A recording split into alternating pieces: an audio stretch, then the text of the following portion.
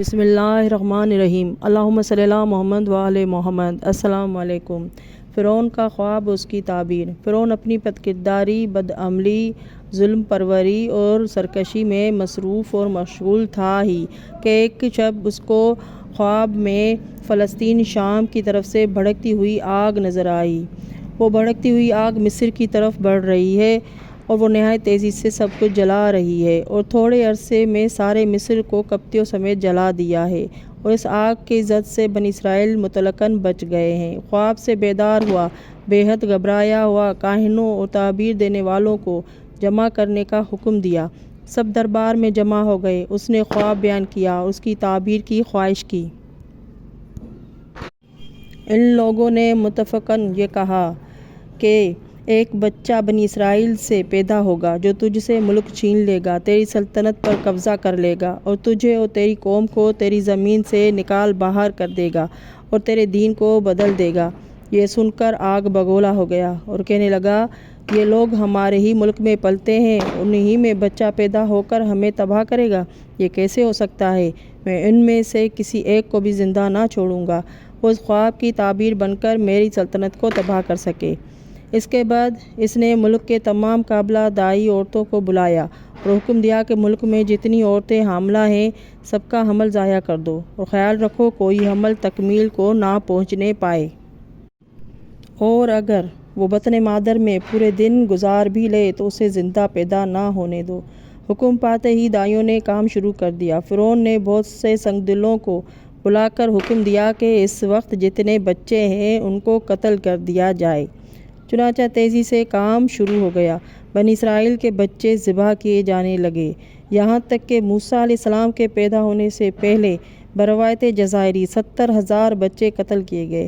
ایک روایت میں ہے کہ 90,000 بچے قتل کیے گئے۔ ایک روایت میں ہے کہ مورخین کا بیان ہے کہ منجمین نے فرعون کو ایک رات بتائی کہ اس رات کو بچہ بطن مادر میں آ جائے گا اور یہ واقعہ شہر اسکندریہ میں ہوگا۔ فرعون نے پہرا سخت کر دیا۔ مزید برآں تمام لوگوں کو جو اسکندریہ میں تھے حکم دیا کہ سب کے سب باہر نکل آئیں۔ چنانچہ سب باہر نکل آئے۔ اس نے مردوں کو مطلقاً عورتوں سے دور رکھا تاکہ کوئی بھی آج کی رات ہم بستری نہ ہونے پائے۔ فرعون خود بھی اسکندریہ ہی میں جا کر مقیم ہوا تاکہ نگرانی مضبوط رہے، اور اپنے ہمراہ عمران علیہ السلام کو بھی لے گیا کیونکہ وہ فرعون کے بڑے مقرب تھے۔ رات گزر رہی تھی، پہرا بڑھا رہا، سونے والے سو رہے تھے۔ خالق فطرت نے مادر موسیٰ کو چونکا دیا، وہ اٹھیں اور عمران سے ملیں جو فرعون کے پھاٹک پر تھے۔ رحم مادر میں حضرت موسیٰ علیہ السلام جاگزین ہو گئے۔ منجمین نے فرعون کو اطلاع دی کہ جس بچے کی وجہ سے ہزاروں بچے ضائع کیے گئے وہ بچہ آج رات کو رحم مادر میں آ گیا ہے۔ یہ سن کر فرعون سخت متوش ہوا اور پوری سختی کے ساتھ نگرانوں سے باز پرس کی۔ ان لوگوں نے اپنی مکمل نگرانی کا یقین دلایا مگر اس کو تسلی نہ ہوئی اور وہ سخت برہم رہا۔ آخر الامر حکم دیا کہ تمام عورتوں کو دیکھا جائے کہ آج رات کی کون حاملہ ہوئی ہے۔ دائیوں نے پوری توجہ سے ہر ایک عورت کا پیٹ دیکھا مگر کسی کو حاملہ نہ پایا۔ تفسیر الابراہیم کمی میں ہے کہ حضرت موسیٰ علیہ السلام کا حمل کسی طرح ظاہر نہ ہوا یہاں تک کہ وضع حمل کا زمانہ آ گیا۔ ایک روایت میں ہے کہ وضع حمل سے پہلے کئی بار پیٹ دیکھا گیا لیکن حمل ظاہر نہ ہوا۔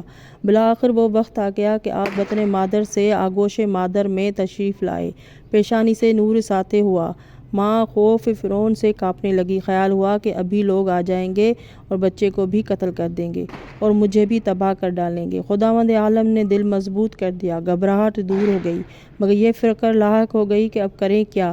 آپ کی حالت دیکھ کر کپتی دائی نے پوچھا کہ کیوں گھبرا رہی ہو؟ کہا خوف فرعون سے۔ اس نے جواب دیا، نہیں گھبراؤ نہیں، میں کسی سے نہ کہوں گی لیکن تم اس کی حفاظت کا بندوبست کرو۔ ایک روایت میں ہے کہ حضرت موسیٰ علیہ السلام کی ولادت 6 ماہ 2 یوم میں ہوئی تھی۔